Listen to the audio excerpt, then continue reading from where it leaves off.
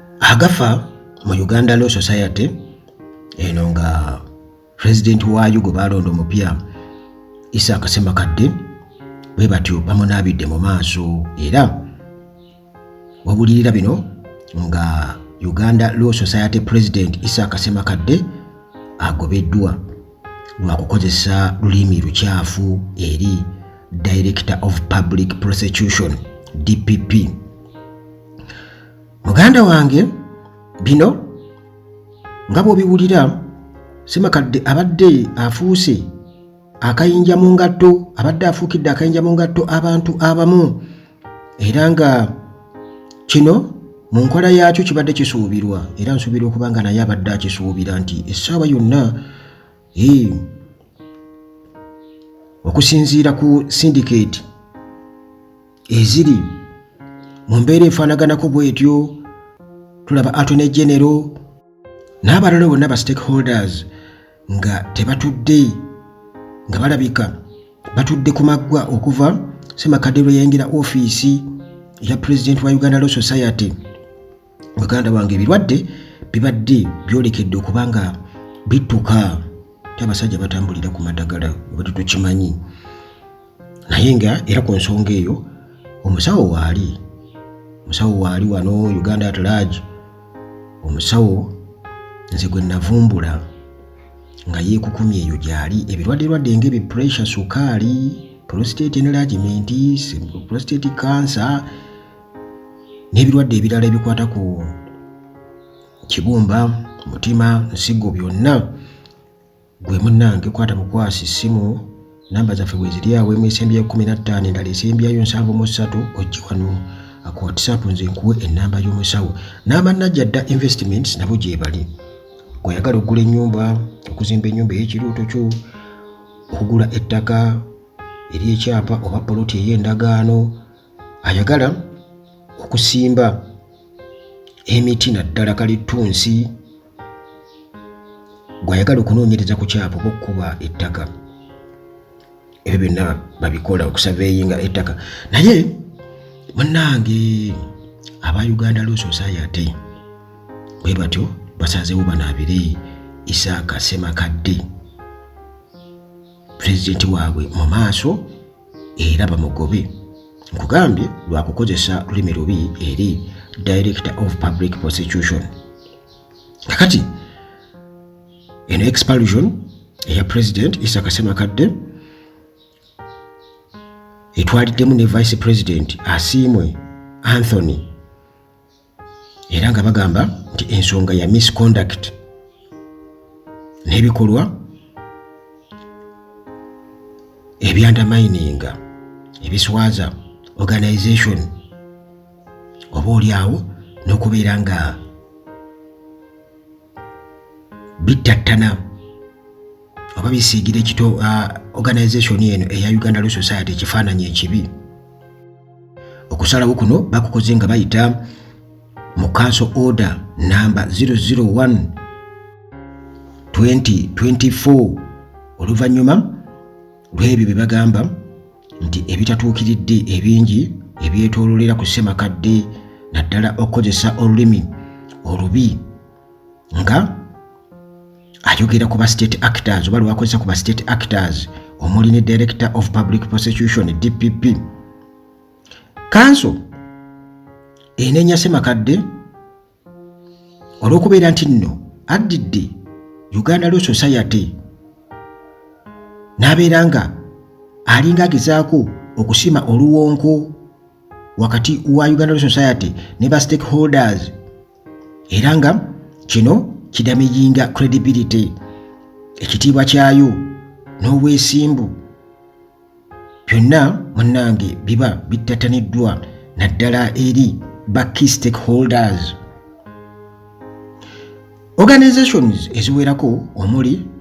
Domestic Violence Act Coalition okukozesa the Uganda Prosecutors Association wamu ne Female Lawyers Committee kigambibwa okuba nti bano bonna bayita Ssemakadde okubeera nga yeetonda naye n'agaana. Council era egamba nti Ssemakadde ono abadde alinamu embeera ey'okukwasaganya obubi ensimbi eza council oba financial misconduct nga bagamba nti Ssemakadde wamu ne Asiimwe bano beegatta ne bakkiriza Vice President okubeera nga akwasaganya online bank approvals eza Uganda Law Society finances nga tebaweereddwa lukusa. Kakati bino byonna bagamba nti bireeseewo management crisis mu organization eya Uganda Law Society. Bwe batyo okubeera nga bazza obwesimbu oba obwesige mu public okubeera nga ebeesiga, kati council bwetyo neesalawo bagobe ababiri bano Ssemakadde ne Vice we Asiimwe, olwo munnange ne bateekawo caretaker committee yebeera ekulembera era nga ekulemberwa Secretary Philip Munaabi. Kati mu officials bano abaagobeddwa bwe batyo ne babateekako obukwakkulizo Ssemakadde ne munne Asiimwe okubeera nga tebakkirizibwa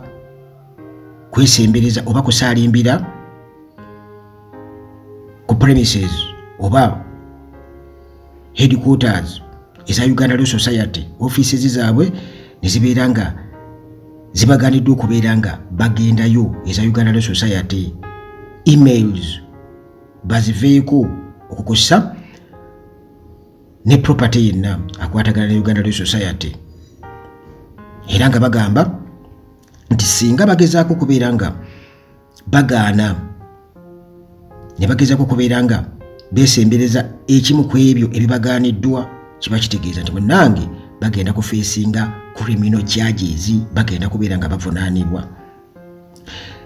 Okusalawo kuno bagamba nti kugendereddwamu kubeera nga basafeguardinga Uganda Law Society, ekitiibwa kyayo okubeera nga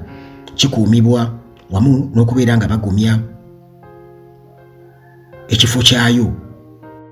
nga guardian wa justice ne rule of law. Ssemakadde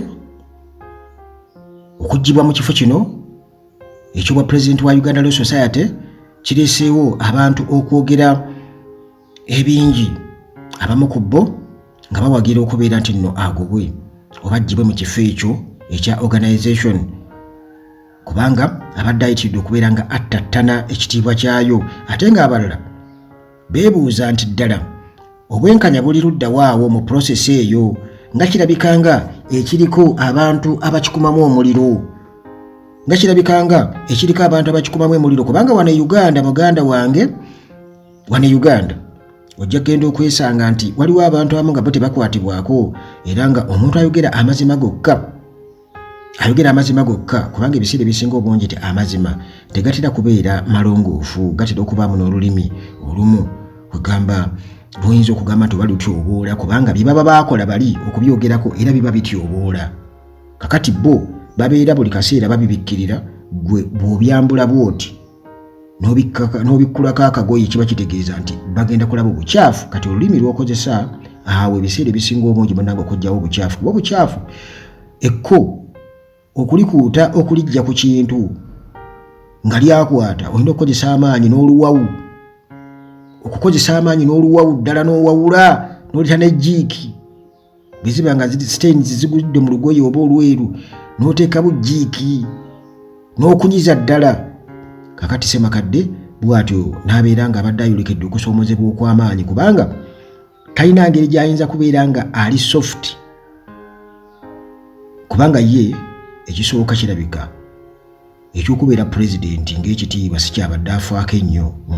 era ekyamuleeta yakakasa nti mu mwaka ogumu gwe mmala nga nze pulezidenti wa Uganda Law Society nina okuba nga nkoze ekimala, kubanga omwaka guba mutono nnyo. Kati bw'atyo n'ajja nga amazeeko, of which nti abantu ababadde ayogerako n'emivuyo gyabwe gye bakola omwo kiba kitegeeza nti mu buyinza bwabwe babeera bagenda kubeera nga ate babukozesa, kubanga jjukira ate nabo balina obuyinza bunene nnyo ne influence nnene nnyo, era okukakkana muganda wange nga tayinza kubeera nga survivinga naye kyakozeeko era akikoze era bwe kuba kumulisa nsi oba ggwanga kumanya obukyafu obuli awo kiba kitegeeza nti tuba tumaze okubeera nga tukitegeera tuba tumaze okubeera nga tukitegeera kubanga wano e Uganda tetujja kuddayo kwagala bantu nti boogera bulungi bokka beesimaati nga awo we tusinze okugwira n'enguzi okutambulira awo n'enkola etagoberera mateeka okutambulira awo bo gye bayita justice and rule of law nti Uganda Law Society ye guardian ngwino okukuuma position yaayo nga guardian of justice and rule of law naye ate Ssemakadde ye already agamba nti awo ennyini abasajja bwe basinzira okubeera nga bavuluga kumpi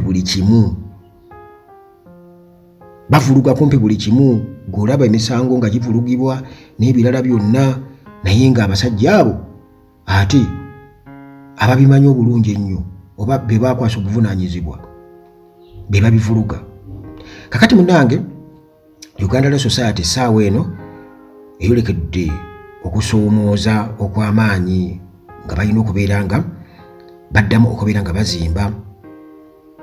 obukulembeze bwabwe already kati obuzzeemu ennyanfa kye baali badde bakola baali badde baleka pulezidenti n'akola emirimu gyenzi kyendowooza ekisanja kino kiggwako then ne balonda omulala ne bamuleka ne bamuwa ebbeetu naga nti katumuleke tulabe. Kakati munnange nti balina okuddamu okubuildinga fractured leadership okukozesa ne confidence mu bamemba baayo ne ba stakeholders. Ssemakadde already ye system gy'abadde agamba nti awo wennyini baba badde obunafu bwayo naye kale ensi eno teri nnyiniyo era tewali alina monopoly ku yo oba omuntu alina asalawo nti oba kino kyekikyamu oba kyekituufu. Kale munnange teri muntu ayinza kugamba nti mukyamu oba mutuufu. Nze sinsuubira okuba nti baali badde bamuleka naye n'abikola mu ngeri ye. Kale nsuubira okuba nga bino abadde abisuubira naye katusabe katulinde tulabe kiki ddala ekigenda mu maaso kubanga wano e Uganda nze kyemmanyi teweetaaga kubeerawo nkola eyo ya musibya byayi mukubya byayi eyo mbi nnyo era abantu abo bakaalisimaati abo aboogera obulungi abo olw'okuba nti bwe kutuuka okwogera ayogera mbu omuntu omugonjufu alina kubeera bw'atyo. Awo Uganda tennafuna bantu bagonjufu kubanga omuntu abe mugonjufu wano mu kwogera nga apretendinga